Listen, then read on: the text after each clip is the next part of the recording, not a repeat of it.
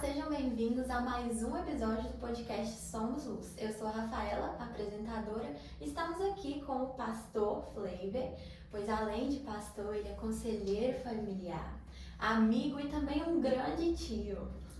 Muito feliz de ter você aqui com a gente, Flavor. Eu que sou muito feliz porque eu sei da história de vocês, sei como tudo começou. Sim. E quando você vê as pessoas crescendo sempre avante, isso nos deixa muito felizes, não é verdade? Verdade. E nós estamos aqui com o intuito de saber um pouquinho sobre a sua história, a sua caminhada até aqui. Minha caminhada, eita! Eu sei que eu preciso resumir, mas todos nós, se a gente for contar uma história do jeito que ela a gente vai trazer muito conteúdo, né? Porque são muitas coisas boas, muitas coisas ruins, né? Muitas decepções também, mas a gente entende que tudo na nossa vida é um aprendizado. Verdade. Eu estou estudando o livro de Neemias e eu descobri que o povo de Israel foi levado para a Babilônia porque Deus queria ensinar eles. Então eles foram para lá, passaram 70 anos na Babilônia, entendeu? E durante 70 anos Deus estava ensinando eles para quê? Para que quando eles voltassem da Babilônia, eles iam construir o segundo templo. Aí vem aquela palavra do profeta Ageu, né? A glória da segunda casa será maior do que a da primeira. Você entendeu? Então, o que eu entendo? Que todas as decepções que a gente passa, que todas as lutas que a gente enfrenta, as adversidades que vêm de uma forma muito forte contra a gente, e muitas vezes Deus permite, não porque Deus é um pai ruim, mas porque Deus, Ele nos ama e quer nos ensinar o caminho certo a ser seguido. Verdade. Tudo coopera para o bem, né? É verdade. Tudo coopera para o bem. E eu gostaria de saber também se você contar a sua experiência como pastor. Quando você sentiu que você foi chamado? Porque muitas vezes a pessoa negligencia isso. Então, como foi a sua chamada? Pastoral, ou até mesmo para você estar aconselhando dentro de casa, a família? A minha chamada, eu achei assim, esses dias eu estava contando para minha esposa.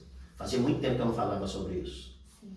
Acho que eu nunca falei assim para ninguém, nem em podcast, nem em lives. Acho que comentei com algumas pessoas da família. Mas a minha chamada foi um negócio muito bacana, porque eu me lembro que eu fui para Belo Horizonte no ano de 1992. Eu fui para quê? Fui para tocar violão. Sim. Tinha uma determinada igreja que precisava de um violonista.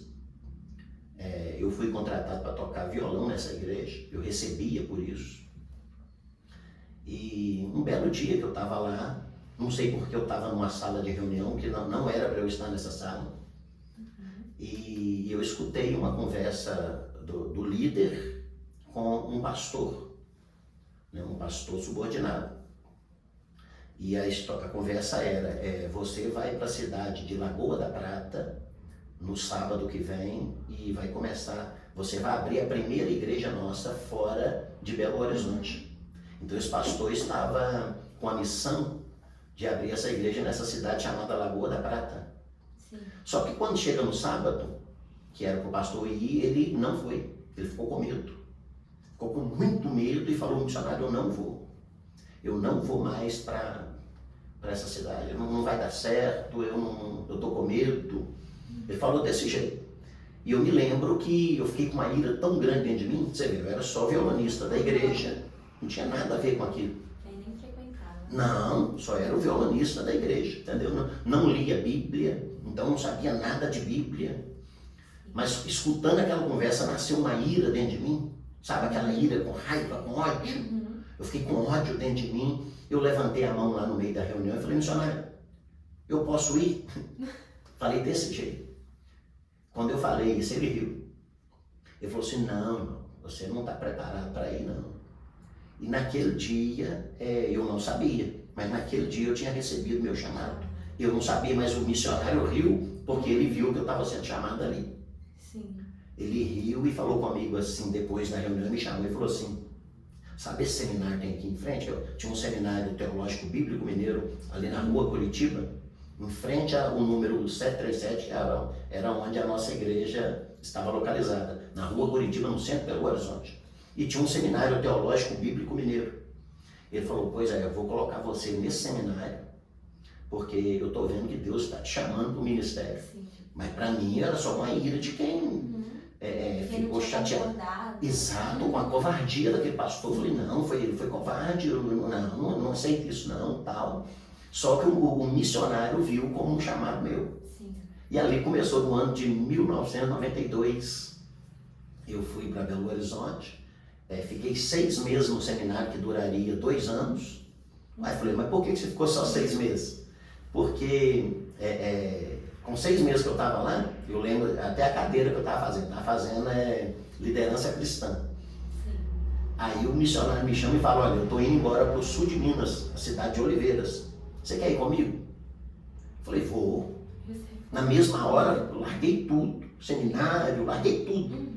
Né? E a gente foi para Oliveira, fizemos um grande trabalho na cidade, deu muita gente foi salva.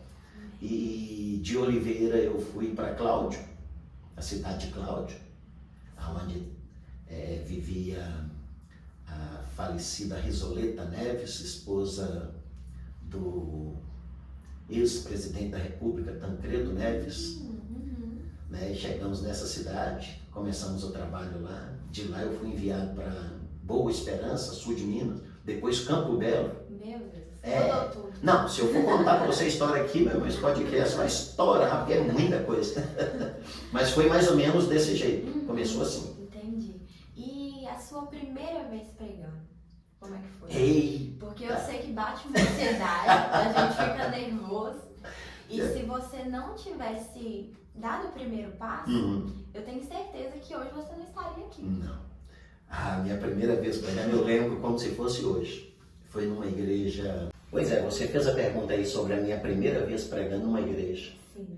Eita, isso aí é muito bacana, porque eu me lembro como se fosse hoje.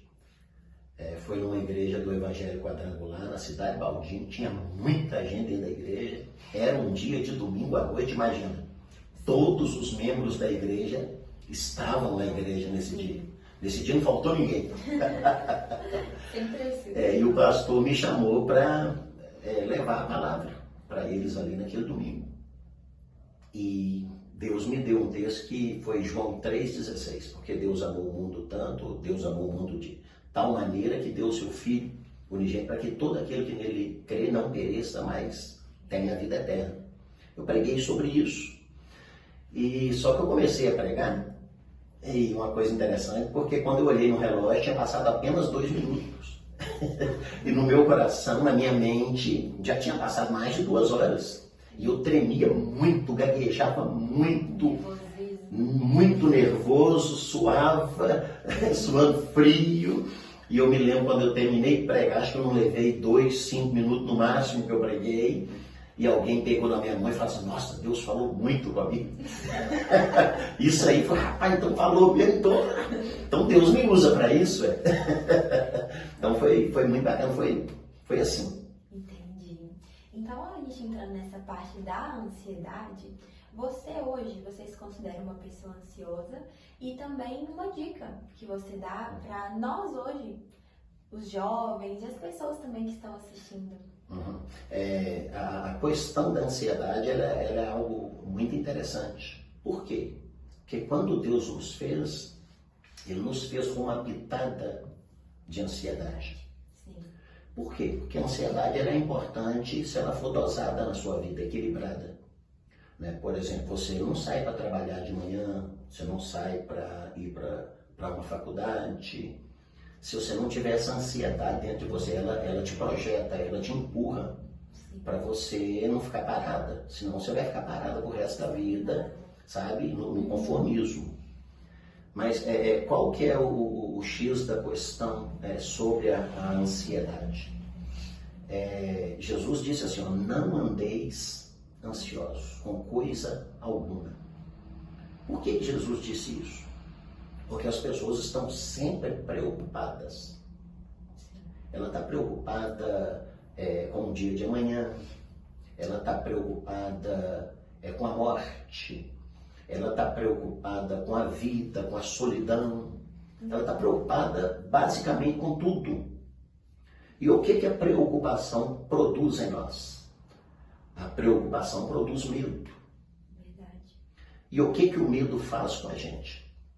O medo nos prende. Nos paralisa. O medo nos paralisa. Por isso que a ansiedade descontrolada, ela é um medo paralisante. Verdade.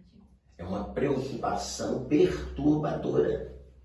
Então, uma pessoa ansiosa não é bom. Jesus, sabendo disso, ele falou, olha, não andeis ansiosos com coisa alguma. Por quê? Porque se você anda ansioso com as coisas da vida, são muitas coisas. Imagina uma pessoa que casa, que estuda, que namora, que viaja, que trabalha em uma empresa. Ela não tem tempo para nada, é muita coisa sobre os ombros dela. E ela tem que dar resposta para tudo isso. Imagina se ela não anda ansiosa. Como é que ela vai viver? Como é que ela vai chegar em casa? Como que ela vai passar as noites dela? Então, a ansiedade é algo muito ruim. Agora, pouco eu estava conversando com a minha esposa, nós estamos estudando o livro de Esdras, e eu estava dizendo para ela que a ansiedade é excesso de futuro. Verdade. Né? O estresse é excesso de presente e a depressão é excesso de passado. Olha para você ver. Por que eu estou te falando isso? Porque tem gente que gosta de viver de passado. Mas qual que é o grande problema? Você está caindo numa armadilha chamada depressão. Porque você não consegue mais olhar para frente. Você não consegue sair do lugar. Então você vai ficar sempre olhando para trás. Verdade. Nós lembramos de quem na Bíblia? A mulher de Ló. Ela olhou para trás, virou estátua de sal. Não é isso? Então, o presente. Ah, mas então eu vou viver o meu presente.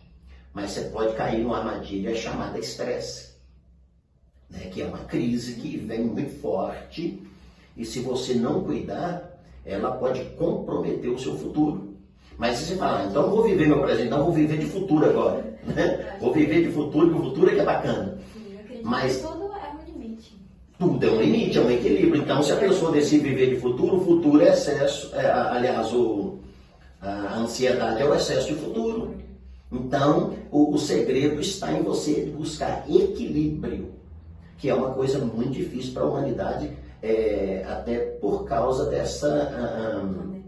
da pandemia. Né? Muita gente, chegou um índice muito grande de pessoas com ansiedade. Né? Eu ouvi um número, eu não sei se é correto, mas um número de mais de 80% da humanidade com depressão, com ansiedade. Imagina. Então, se as pessoas estão mais ansiosas, é porque elas estão com excesso de futuro. Doido que o presente acabe. A ansiedade é o excesso de futuro. Então, o segredo está em você buscar equilíbrio, que é uma coisa muito difícil para a humanidade, até por causa da pandemia. Né? Muita gente, chegou um índice muito grande de pessoas com ansiedade. Né? Eu ouvi um número, eu não sei se é correto, mas um número de mais de 80% da humanidade com depressão, com ansiedade. Imagina. Então, se as pessoas estão mais ansiosas, é porque elas estão com excesso de futuro. Doido que o presente acabe. Doido que o que elas estão vivendo passe logo. Que isso é ansiedade. Verdade, muitas vezes nem percebe, né? Não percebe. Não percebe. E outra coisa que a gente gostaria de saber é que eles não sabem, mas você veio de outra cidade, você era pastor de outra cidade, você largou tudo, obviamente, para vir para cá cumprir o que Deus teve para você. Entendeu? Que você tem trabalhado nas casas, ganhado famílias, inclusive muitas pessoas que hoje estão aqui, você ajudou. E muita gente, é muito gratificante isso, ter você aqui com a gente. Então a gente gostaria de saber um pouquinho como foi para aceitar isso, como é que foi para mim. Eu me sinto parte dessa família, porque quando Deus me trouxe de Pernambuco para cá, eu estava meio sem saber o que Deus queria fazer, Sim. sabe? A gente veio meio que na fé. Algumas pessoas falaram, isso é loucura. Sim. E quando eu cheguei aqui, vocês me acolheram, né? E foi feito um trabalho muito bonito. Claro que tudo isso para a honra e glória do Senhor Jesus. Sim. Mas quando eu estava em Pernambuco, eu passei quase 15 anos em Pernambuco. Verdade. Né? E eu sempre sonhei, isso já faz muitos anos, em começar um projeto que começasse do zero. Né? Que não fosse algo que eu estava dando continuidade.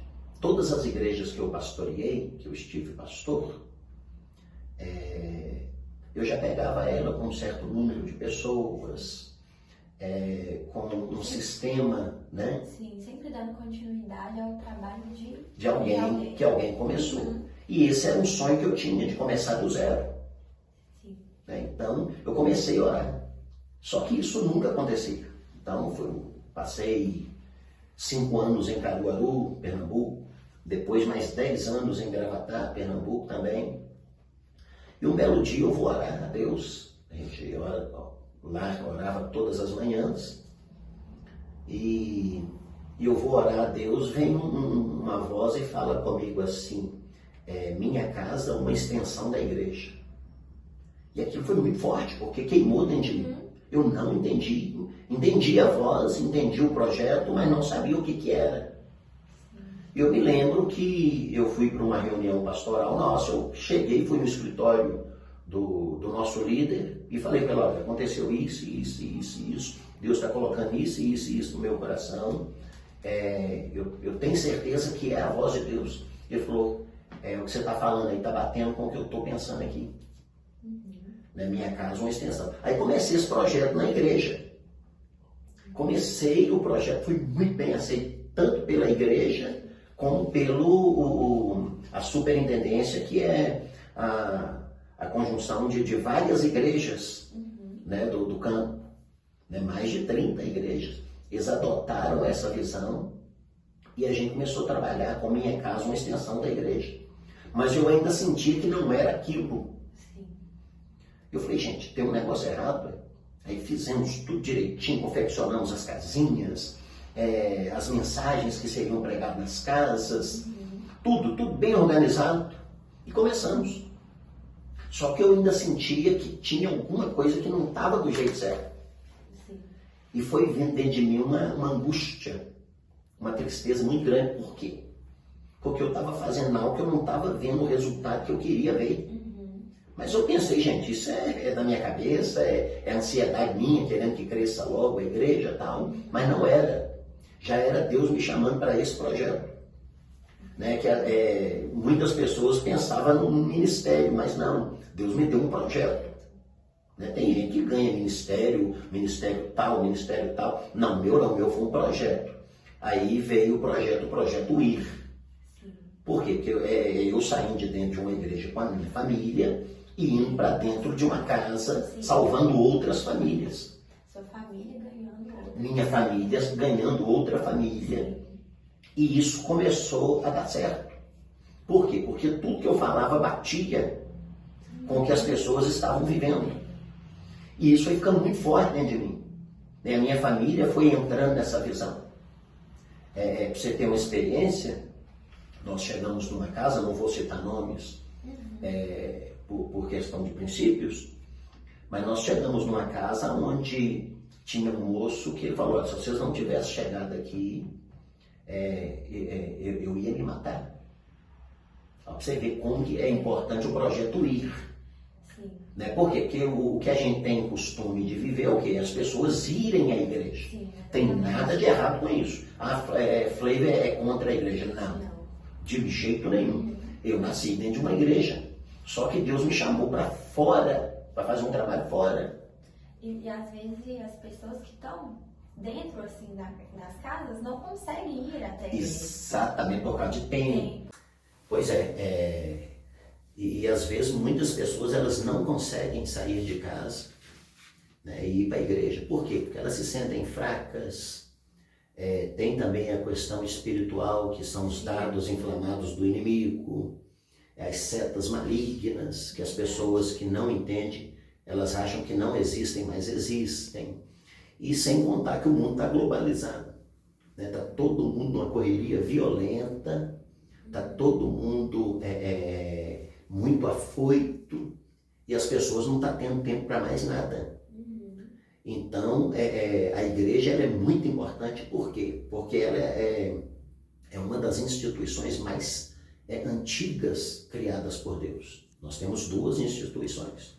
Nós temos a família e temos a igreja, né? São instituições sagradas. Só que as pessoas não estão conseguindo buscar. Então imagina a família fora da igreja, que tragédia que é. Por isso que Deus vai levantando pessoas, não com o intuito de trazer uma modalidade diferente de pregação, não. É simplesmente indo dentro das casas, buscando as pessoas, né, e salvando elas e trazendo para dentro da igreja. Esse é o projeto, né? Tem que ter pessoas para isso, né? Porque se não tiver, todo mundo vai ficar só dentro da igreja, né? E as pessoas não estão tendo mais tempo para isso. E outra questão que a gente queria perguntar é que você tem vivido o novo de Deus a cada dia, que é exatamente o nosso tema. Então você fala um pouquinho como está sendo isso, você viver esse novo de Deus, ele trazendo coisas, sabe, para você diferente, palavras, como é que está sendo tudo isso, você vivendo esse novo? A ideia do novo, para mim, ela começa dentro da Bíblia, né? Jesus falou que não se põe vinho novo em odres velhos, não se coloca remendo novo em roupa velha. Né? Por quê? O novo ele vem com uma pressão muito grande, né? E quando se coloca um vinho novo, por exemplo, dentro de um odre velho, o odre, para quem não sabe, era aquela bolsa, né, onde se colocava o vinho antigamente, né, para ele ir curtindo e se tornando um vinho cada vez mais forte.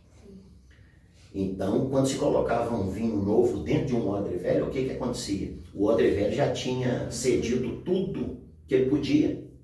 Aí quando você põe o vinho novo, aí o vinho exige que ele cedesse mais. Só que ele não conseguia, não suportava. O que acontecia? O odre estourava e se perdia tanto o vinho como os odres. Então o novo, ele vem com uma pressão muito grande. E o que ele requer de nós? Ele requer de nós aquilo que nós falamos no início. Você ter experiências com Deus. Viver uma experiência com Deus que vai marcar a sua vida e vida de pessoas, intimidade. Essa é a palavra exata para isso. O novo está envolvido com isso. O apóstolo Paulo, escrevendo aos Coríntios, ele diz assim, aquele que está em Cristo Jesus é uma nova criatura. Então, como que eu posso me tornar uma nova criatura? Né? Você de casa que está nos assistindo agora. Como é que você pode se tornar uma nova criatura? É estando em Cristo Jesus. Ó, pra você ver, então você começa uma vida com Cristo, um andar com Cristo, e Ele te dá a possibilidade de se tornar uma nova pessoa. Não sei se a gente tem tempo, mas veja bem, eu perdi minha mãe muito cedo. Eu era muito novo quando minha mãe faleceu. Então eu vim no meu passado com muitos traumas, com muitos pensamentos, medo, cheio de coisas, sabe? Coisas ferpas, sujeira, sabe? Aquela ovelha que vem com espinho na lã, né? com espinho nas patinhas. Eu estava feito aquelas ovelhas. E quando eu conheci Jesus, isso mudou minha vida. Eu me lembro que eu participei de um culto, e nesse culto o pastor perguntou quem queria aceitar Jesus. Eu estava sem camisa, assistindo da janela, do lado de fora. Né? Eu estava brincando na rua e começou o culto, eu achei o louvor muito bonito. E eu fui para a janela e comecei a assistir da janela da igreja, então não consegui entrar. O pastor perguntou quem queria aceitar Jesus, eu aceitei Jesus. E aquilo fez um bem tão grande para mim, que eu fiquei com uma alegria tão grande, por quê? Porque eu tinha perdido minha mãe. Né? Meu maior referencial, né, de família. De repente, eu escuto que Jesus queria morar dentro do meu coração. Então, Jesus, naquele momento, ele preencheu tudo que estava vazio dentro de mim. Minha vida foi transformada. Então, a partir dali eu não entendia, mas eu estava recebendo o novo. Eu estava vivendo o novo de Deus na minha vida. Por quê? Porque eu senti uma alegria tão grande. Né? Nós chamamos de alegria indizível, porque não dá para você falar. Indescritível. Não dá não. É impossível, porque é algo muito grande, nunca vivido por alguém. Tá? Então o novo, ele é uma experiência fantástica na vida de uma pessoa que está cansada de viver. Né? O novo é uma experiência fantástica na vida de alguém que está decepcionado, que está, eu vou parar com tudo, eu vou desistir de tudo, eu não quero mais nada para mim. Né? O novo chega, o novo não é só uma experiência, ele tem um nome, tem um endereço e é uma pessoa. O novo é Jesus. Então aquele que está com Jesus, né? Ele é uma nova criatura. As coisas velhas, a vida velha passa e tudo se fez novo. Pegou outra passagem. E a última pergunta, infelizmente, a gente gostaria que você, na verdade é uma pergunta, se você já esteve afastado, você falando sobre nova criatura, você já esteve afastado e como você se sentia estando afastado, se você já esteve, como é que foi para você se reconciliar, porque eu sei que tem muitas pessoas que têm essa dificuldade de voltar ao primeiro amor, voltar a sentir o que sentia antes, a voltar assim, a ser como era antes, o princípio de tudo. Eu me desviei uma vez, eu fiquei 1 ano desviado. Esse 1 ano que eu passei desviado foi muito difícil para mim. Por quê? Porque coisas começaram a acontecer e eu consegui perceber isso nesse tempo de 1 ano. Eu percebi uma tristeza muito grande dentro de mim. Eu senti vontade de morrer. Eu me sentia muito abandonado. Eu estava sempre cheio de muita gente perto de mim. Só que eu me sentia vazio, eu me sentia sozinho, desamparado. Por quê? Porque quando você se desvia, o que acontece? Você está no braço do pai. Não sei se você lembra, mas o filho pródigo, ele se desviou do braço do pai. Ele estava nos braços do pai. E de repente ele toma uma decisão de ir para bem longe, para um país bem distante. Ele pega a parte da herança dele e vai embora. E quando ele chega nesse país, ele gasta a herança dele com as festas, né, com muita diversão. E a Bíblia diz que veio uma crise de fome, uma seca muito grande naquele país. E ele não tinha mais nem o que comer e nem onde morar. Foi quando ele conseguiu um emprego numa fazenda. E nessa fazenda a Bíblia diz que teve um dia que ele quis comer com os porcos. Quando a gente pensa nessa parábola que Jesus contou, a gente precisa considerar algumas coisas. Primeiro, aquele jovem, além de ser filho, ele era judeu. E judeu odeia porco. Você quer desafiar um judeu, você passa porco na parede da casa dele, você põe porco na mesa para ele comer. Porque o porco, para um judeu, é considerado um animal imundo, sujo. Então esse homem, quando ele se afastou do pai, a primeira coisa que ele quis comer foi com os porcos. Quando eu me desviei, eu senti assim. Porque eu comecei a fazer amizade com pessoas que não eram pessoas boas. Elas estavam me levando para um caminho diferente. Para um caminho fazendo coisas que eu nunca fiz na minha vida. Eu estava fazendo. E isso foi durante 1 ano. Então, durante um ano eu não conseguia emprego, eu morava no Rio Grande do Sul nessa época. Eu não conseguia emprego para fazer nada, não abria porta nenhuma. Então, juntou, né, essa dificuldade de eu estar desviado com essa vida suja, largada, distante do braço do Pai. E essas amizades que eu fiz. Então tudo isso foi gerando um mal muito ruim, muito grande dentro de mim. Foi afastando cada vez mais. Só que, não sei se eu já falei para você sobre a lei do buraco. Eu aprendi sobre isso nesse tempo. A lei do buraco, para quem não sabe, é quando você se encontrar dentro do buraco, pare de cavar. Eu me sentia dentro de um buraco profundo que eu não saía dele, que não tinha como sair. Sabe, quando a luz do dia vai sumindo e o buraco vai ficando com a boca cada vez menor e parece que você nunca vai conseguir sair dele? Eu me sentia dessa forma. Só que eu parei de cavar. Quando eu parei de cavar, a salvação veio. Foi quando eu voltei para Jesus. Então, nesse um ano eu passei uma experiência.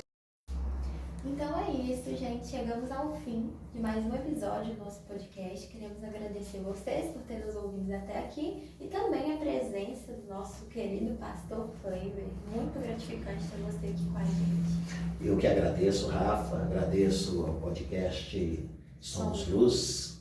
Que Deus possa abençoar vocês. Amém. Que eu ouça falar do crescimento de vocês, do desempenho e que pessoas possam ser alcançadas através dessa união de vocês, desse projeto, que eu tenho certeza que é um projeto que vai alcançar muitos jovens. Continue firme, vai vir os momentos difíceis, mas tudo na vida tem momento difícil. E coopera para o bem também. Mas todas as coisas cooperam para o bem daqueles que amam a Deus, tá certo? Deus abençoe todos. Beijinho, até o próximo.